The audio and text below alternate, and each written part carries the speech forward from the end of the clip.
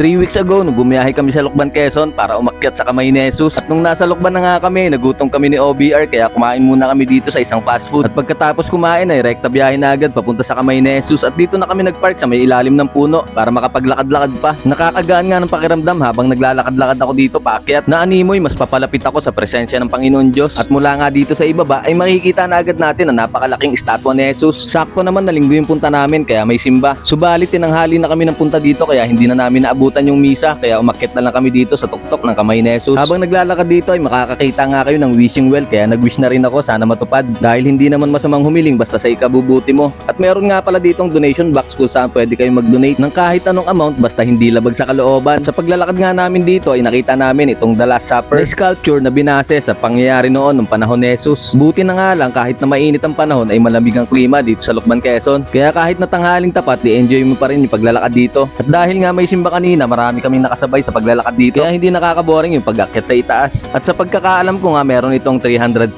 steps para mapuntahan mo yung tuktok at makita mo yung 50 foot na estatwa ni Jesus. Isa nga ang Kamay ni Jesus dito sa Lucban, Quezon sa pinagmamalaki ng Quezon Province na tourist spot. At ang Lucban, Quezon nga ang tinuring na art and summer capital ng Quezon Province dahil sa magandang klima nito. At para nga sa mga turistang unang beses na pupunta sa Lucban, Quezon, huwag niyong kalimutan na tikman yung pinagmamalaking pansit tabhab at Lucban longganisa dahil talagang napakasulit at napakasarap. Matatagpuan nga ang Kamay ni Jesus dito sa tuktok ng bundok kaya merong napakagandang view sa harap nito at makikita nga dito yung kabayanan ng Lucban, Quezon. Hindi na nga rin kami nagtagal sa itaas para hindi kami gabihin sa pag-uwi namin. May kailangan pa rin kasi kami daanan sa Lucena kaya sumaglit lang kami dito. May signboard naman dito ng entrance at exit kaya hindi kayo malilito sa pag-akyat ng hagdan. At sa pagbaba nga namin, maraming tao ang pumupunta dito sa may bandang gilid. At dito nga sila nagpapahinga pagkatapos nilang umakyat dito sa tuktok ng Kamay ni Jesus. Sapagkat meron ngang park dito kung saan pwede kang magpahinga at magpalipas oras. At bago nga kami umalis ni OBR ay pumunta muna kami dito para masilayan namin. At yung park nga dito ay binase sa mga pangyayari noon na nakasulat sa Biblia. Makikita mo rin dito yung estatwa ni Eva at Adan. Kaya habang nagpapahangin at nagpapahinga kami, naglakad-lakad na muna kami dito. Bihira lang din kasi ako makapunta ng Lucban kaya sinulit ko na. At dito nga ay makikita mo yung napakalaking barko na gawa sa semento at may sakay itong mga hayop dahil binasa ito sa Noah's Ark. Dahil nung unang panahon si Noah ay gumawa ng napakalaking barko para iligtas yung mga hayop sa isang napakalaking baha na bumago sa mundo. May mga slides nga rin dito na siguradong kaaliwan ng mga bata. Kaya matutuwa yung pamilya nyo kapag dinala nyo dito sa Kamay ni Jesus sa Lucban, Quezon. So paano? Hanggang dito na lang ang video na to. At kung kayo ang tatanungin, saang bayan naman kaya sa Quezon Province ang dapat natin puntahan?